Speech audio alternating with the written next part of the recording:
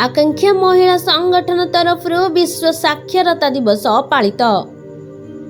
गजपति जिला गोसाणी ब्लॉक अंतर्गत डालिंबपुर ठारे आकांक्षा महिला संगठन तरफ विश्व साक्षरता दिवस पालित हो जाइछि।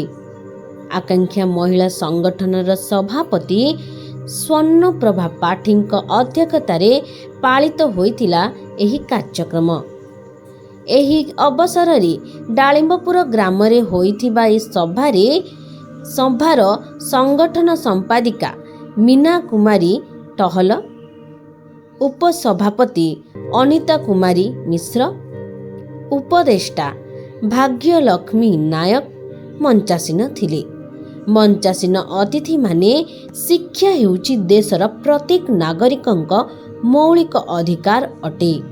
जेते दिन पर्यंत जने नागरिक शिक्षित होई नथिबो सेते दिन पर्यंत निजर ओ देशर विकास संभव नुहे।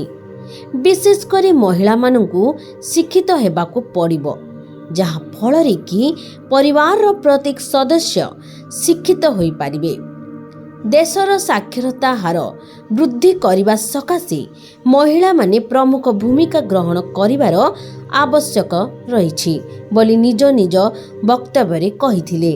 एही अवसर रे डालिंबपुर ग्रामर अंगनवाड़ी कर्मी के ईश्वरी को उपढौकन प्रदान करी संबर्धित कर जाइथिला। सभा कार्य आरंभ हेबा पूर्वरु साक्षरता दिवस पालन अवसर रे ग्राम रे एक सचेतनता शोभा यात्रा करा जाइथिला।